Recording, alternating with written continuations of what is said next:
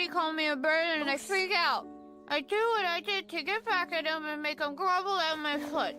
If I feel like I'm in a way and not helpful, it makes me real sad.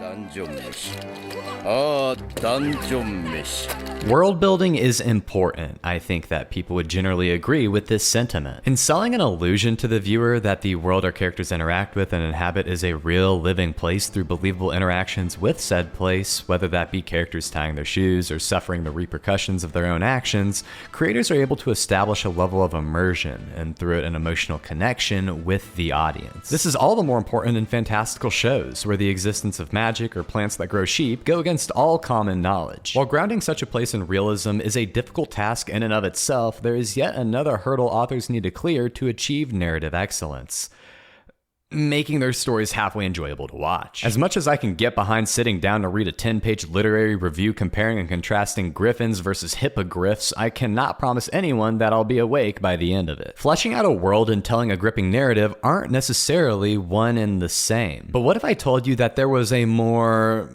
digestible way of establishing a fictional world? Introducing cooking! Yay! Since the creation of man, there is one thing that all of us can appreciate to a certain degree, and that's cooking. What started with swallowing various leaves and berries and hoping you'd live to tell the tale, to the present day where millions of people sit on a couch watching other people cook for entertainment.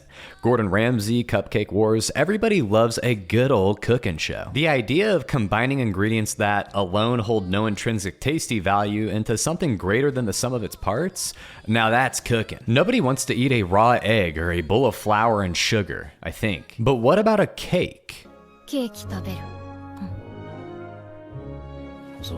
Now, with all of this being said, where on God's green earth are all of my cooking anime? Shokugeki no Soma was the bee's knees back in the day, and all it had to do was go through a 50-slide PowerPoint presentation each episode. There are numerous instances of delicious-looking food in anime. Off the top of my head, the stuff from Ghibli films like Spirited Away had me contemplating finding my own truck-kun to hopefully reincarnate into the same world as this, but in most instances, it's usually just a tease, a little taste, a little side dish of what could be, leaving me begging for more. There's actually a law correlating the quality of a show to the level of effort put into drawing the food, ranging from this cabbage to actively depressing to think about how this doesn't exist in the real world. It's called the Anime Food Quality Correlation Law, or TAFCOL. And while we have been deprived of quality cooking anime over the years, what if, and this is a stretch, but what if an anime studio as illustrious as, say, Studio Trigger were to adapt one of the most beloved mangas of the past decade, a piece of literature so fleshed out and well constructed that it spawned an 175-page adventurer's Bible, keeping readers enthralled through its detailed lore, amazing world, and of course, its cooking? That, my friends, is Dungeon Meshi. A manga first serialized in February of 2014, written and illustrated by certified pop star Ryoko Kui. As a generalization, it's often fair to say that a piece of art is a reflection of the artist behind the pen. Dungeon Meshi is world building to the nth degree, to the point that the previously mentioned 175-page world guide was released, detailing down to each character's BMI,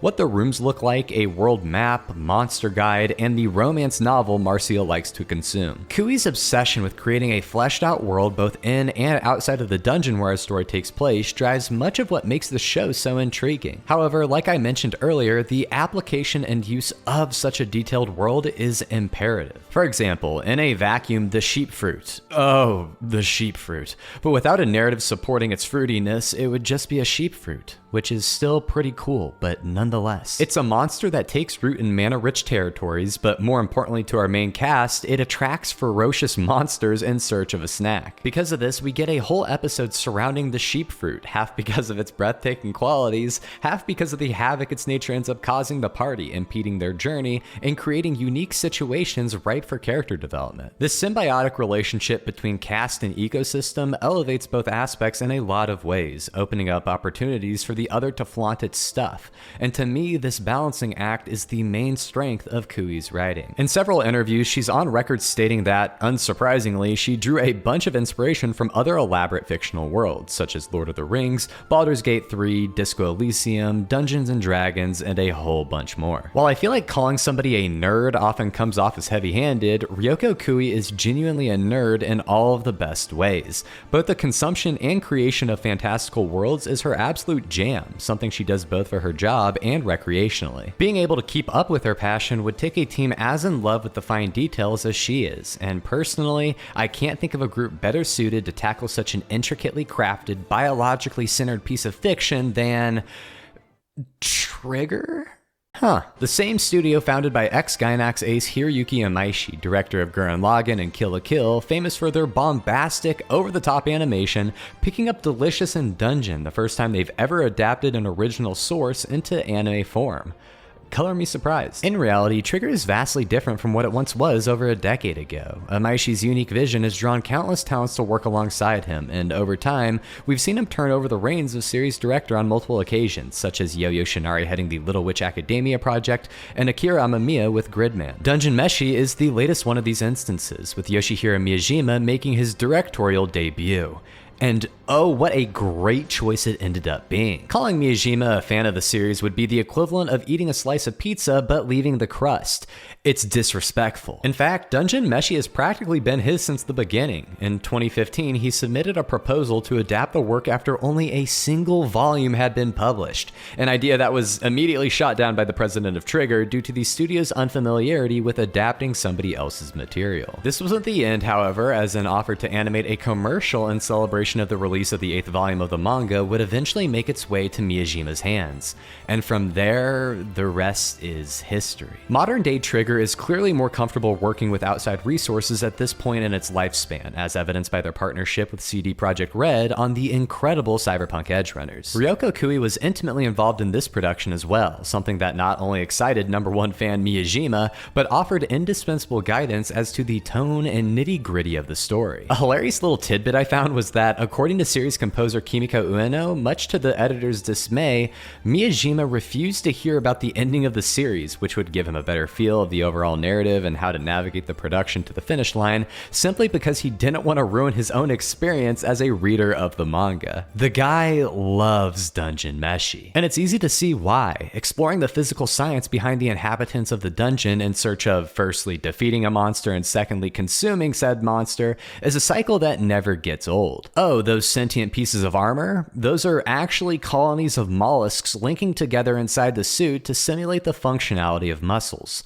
No, not muscles as in the aquatic life form, but these. The armor's existence could have just been written off as magic, but the thought was given to not only make its nature more rooted in the ecology of the dungeon, but also ensuring that a hunk of metal is somehow edible, very on brand for Dungeon Meshi. Everything this show does is in an attempt to better showcase the rich lore behind it. The dungeon has strict and well-defined rules that everything within it must abide by, and because our party isn't all that strong in comparison to their opposition, it means that knowledge is their #1 weapon. The series follows this formula, pun intended, for much of the first half of the series, where our main cast fights, analyzes, and then eventually, either reluctantly or not, eats their kill. It's great fun learning more and more about this fascinating place, but where the show really hits its stride in my mind is the back end of the show. Because of the aforementioned blueprint used up until this point, the viewer has a pretty good grasp on the essence of this world, so by introducing a more pressing story beat to help progress and carry the narrative burden, no matter how interesting the labyrinth is, it reduces the chance of viewers burning out, which I really appreciated. The twist itself was also surprisingly dark compared to the lighthearted nature of the adventure up until then. While it had moments spattered here and there, the hijinks of our lovely elfin crew often dwarfed anything else. In fact, this was one piece of advice Kui had offered Miyajima from the offset: to remember that the dungeon is a dark place, both literally in the physical sense and narratively as well. These characters, almost disturbingly, are completely numb to the aspect of dying while inside the dungeon, so much so that they look at it as more of a nuisance than anything. Because of the ancient magic enveloping this place, one's soul is bound to their corpse, meaning that they can be revived with little to no repercussions. And while figuring out ingenious ways to cook treasure insects or make ghost-infused snow cones is undoubtedly fun, as more and more of the more serious background of this premise seeps into the show,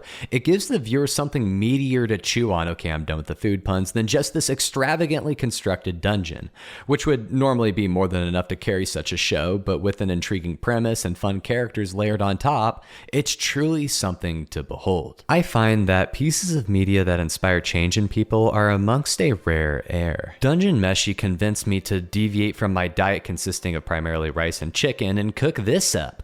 Rice, chicken, and vegetables. Yeah, it's whatever. To have this many people passionate about the source material working on the adaptation, however, is a true blessing. It's the culmination of a wonderfully imaginative world, a studio willing to give new talent their time in the light, and, of course, a bunch of people who genuinely love what they do. While it's difficult to emulate every bit of detail present in Kui's manga within animation, I can think of no better person than Yoshihiro Miyajima to lead the charge. Through both his interactions with Kui and his own experiences as a massive fan, he really gets the essence of the story, and because of that, the same charm that enamored countless people throughout the years will find that love rekindled all over again with the characters being brought to life. Oh, Dungeon Meshi. ダンジョン飯